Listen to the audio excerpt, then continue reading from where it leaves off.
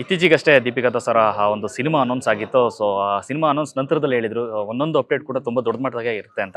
So ಅದೆಲ್ಲ ಗೊತ್ತಾಗ್ತಿದೆ, ಯಾಕಂದ್ರೆ ರೀಸೆಂಟಾಗಿ ಸಿನಿಮಾದ ಒಂದು ಟೈಟಲ್ ಅಂತ ತುಂಬ ದೊಡ್ಡ ಮಟ್ಟದಲ್ಲಿ ಮಾಡಿದ್ದಾರೆ. ಸೊ ಸದ್ಯಕ್ಕೆ ಈ ಸಿನಿಮಾದ ಒಂದಷ್ಟು ಅಪ್ಡೇಟ್ಸ್ ಬಗ್ಗೆ ಮಾತಾಡ್ತಾ ಹೋಗೋಣ. ನಮಸ್ತೆ. ನಮಸ್ತೆ. ಮೊದಲ ಬಾರಿಗೆ ಮತ್ತೆ ದಸರಾ ಸಿಕ್ಕಿದೆ. ಹಬ್ಬದ ಶುಭಾಶಯಗಳು ಥ್ಯಾಂಕ್ ಯು ಸೊ ಮಚ್. ನಿಮಗೂ ಕೂಡ. ಎಸ್, ಅವತ್ತೇ ಹೇಳ್ತಾ ಇದ್ರಿ ಈ ಸಿನಿಮಾದ ಒಂದೊಂದು ಅಪ್ಡೇಟ್ ಕೂಡ ತುಂಬಾ ದೊಡ್ಡ ಮಟ್ಟದಾಗೆ ಆಗುತ್ತೆ ಅಂತ. ಒಬ್ಬ ನಾಯಕಿಯ ಸಿನಿಮಾವನ್ನ ಈ ತರ ಲಾಂಚ್ ಮಾಡ್ತಾರೆ ಅಂತ ಯಾರು ಊಹೆನೂ ಮಾಡ್ಕೊಳಕ್ಕಾಗಲ್ಲ. ಅಂದ್ರೆ ಆ ಥರದೊಂದು ಚಟುವಟಿಕೆ ಆಗ್ಬೇಕು ಆ್ಯಕ್ಚುಲಾಗಿ. ಸೊ ಮೊನ್ನೆ ರೀಸೆಂಟಾಗಿ ತುಂಬಾ ದೊಡ್ಡ ವೇದಿಕೆಯಲ್ಲಿ ಲಾಂಚ್ ಮಾಡುವಂಥದ್ದು ಎಷ್ಟು ಖುಷಿ ಆಗ್ತದೆ. ಒಂದು ನಾಯಕಿಯ ಸಿನಿಮಾಗೆ ಈ ಥರದೆಲ್ಲ ಒಂದು ದೊಡ್ಡ ಮಟ್ಟದ ಒಂದು ವೆಲ್ಕಮ್ ಸಿಗ್ತಾರಂಥದ್ದು.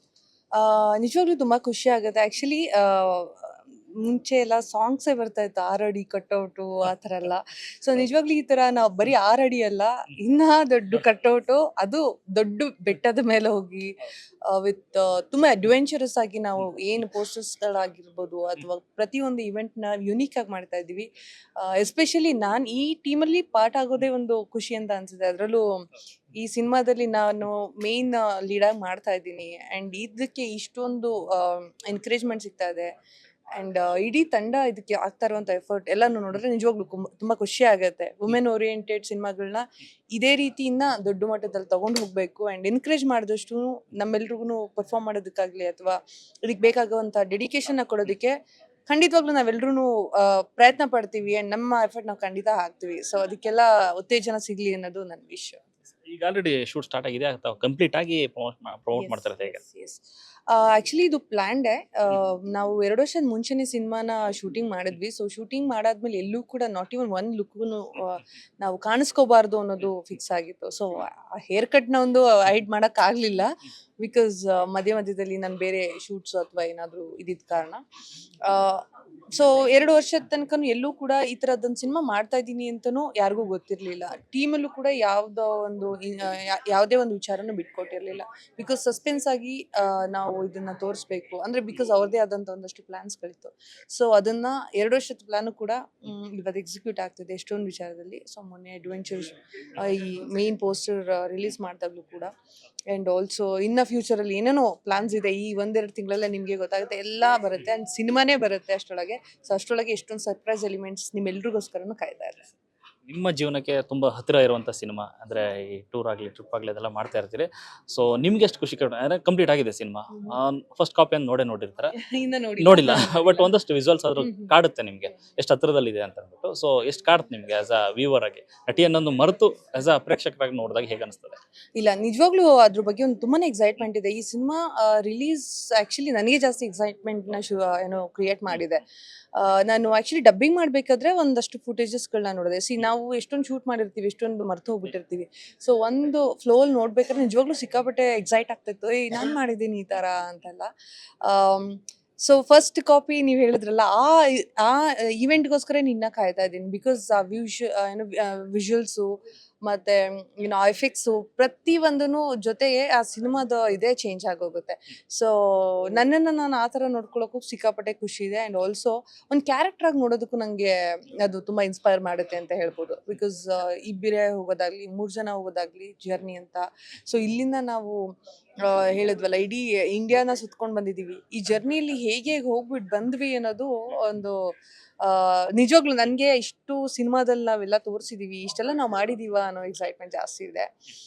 ಸೊ ಈ ಥರ ಇನ್ ರಿಯಲ್ ಲೈಫಲ್ಲೂ ಆಲ್ ಇಂಡಿಯಾ ಟ್ರಿಪ್ ಮಾಡಬೇಕು ಅಂತ ಅಂದ್ಕೊಂಡಿದ್ದೆ. ಸೊ ಅದಕ್ಕೆ ಇದು ಒಂದು ಸ್ಫೂರ್ತಿ ಆಗ್ಬೋದು. ಮತ್ತೆ ಈ ಸಿನಿಮಾದಲ್ಲಿ ಏನಾದ್ರು ರಿಯಲ್ ಅಡ್ವೆಂಚರಸ್ ಏನಾದರೂ ಮಾಡಿದ್ರಾ ಅಂತ? ಶೂಟಿಂಗ್ ಸಂದರ್ಭದಲ್ಲಿ ಎಲ್ಲೋ ಹತ್ತೋದಾಗ್ಲಿ ಆ ಥರದ ಜಾಗಗಳಿದೆ, ಅದು ತುಂಬ ಯಾರೂ ನೋಡಿದಂಥ ಒಂದಷ್ಟು ಜಾಗಗಳು ಎಕ್ಸ್ಪ್ಲೋರ್ ಆಗಿದೆಯಾ? ಖಂಡಿತ. ನಾವು ಉತ್ತರಾಖಂಡ್ ಹೋದಾಗ ಅಲ್ಲಿ ಎಷ್ಟೊಂದು ಎಕ್ಸ್ಪ್ಲೋರ್ ಮಾಡಿದ್ವಿ. ಆಮೇಲೆ ಟಾಪ್ ಆಫ್ ದಿ ಹಿಲ್ ಹೋಗಿ ಅಲ್ಲಿ ಶೂಟ್ ಎಲ್ಲ ಮಾಡಿದ್ದೀವಿ. ಆಲ್ಮೋಸ್ಟ್ ಹೇಗಿತ್ತು ಅಂತಂದರೆ, ನೀವು ಸಿನಿಮಾ ನೋಡಿದ್ರೆ ಗೊತ್ತಾಗುತ್ತೆ, ಅದೆಲ್ಲ ವಿಚಾರಗಳನ್ನ ತುಂಬ ಡೀಟೇಲ್ ಆಗಿ ಎಲ್ಲ ತೋರಿಸಿದ್ದಾರೆ. ಸೊ ನಮ್ಮ ಕಾರ್ಗಳು ಆ್ಯಂಡ್ ಆಲ್ಸೋ ಬೈಕ್ಗಳು, ನಾವು ಅಲ್ಲಿ ತುಂಬ ಘಾಟ್ ಸೆಕ್ಷನ್ ಇರುತ್ತೆ, ನಿಮ್ಗೆ ಗೊತ್ತು. ಅಲ್ಲಿ ಯಾವುದೇ ರೀತಿ ಬ್ಯಾರಿಕೇಡ್ಸ್ ಎಲ್ಲ ಏನೂ ಇರೋದಿಲ್ಲ.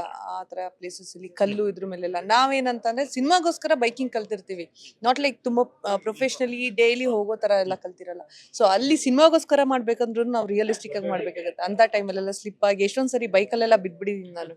ಬಿಕಾಸ್ ಅದು ಬುಲೆಟ್ ವೆಹಿಕಲ್ ಆಗಿರೋದ್ರೆ ಸಿಕ್ಕಾಪಟ್ಟೆ ಹೆವಿ ಇರುತ್ತೆ.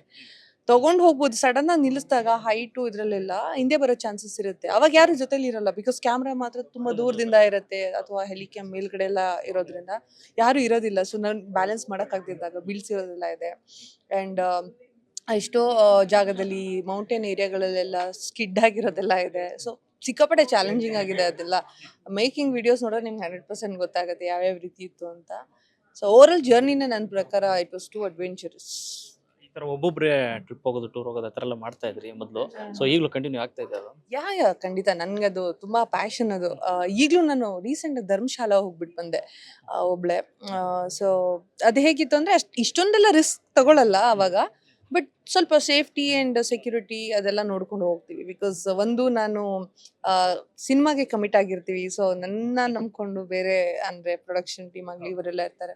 ಸೊ ರಿಯಲ್ ಲೈಫಲ್ಲಿ ಅಡ್ವೆಂಚರ್ ಅಂತ ಬಂದ ತಕ್ಷಣ ಅಷ್ಟೊಂದು ಎಕ್ಸ್ಪ್ಲೋರ್ ಮಾಡೋದಕ್ಕೆ ನಾನು ಸ್ವಲ್ಪ ಹಿಂದೆ ಬರ್ತೀನಿ, ಕಮಿಟ್ಮೆಂಟ್ ಇರ್ಬೇಕಾದ್ರೆ ಸಿನಿಮಾ ಕಮಿಟ್ಮೆಂಟ್ಸ್. ಸೊ ಹೋಗ್ಬಿಟ್ಟು ಬಂದೆ. It was a beautiful journey. Like almost 5-6 days ನಾನು ಅಲ್ಲಿದ್ದೆ.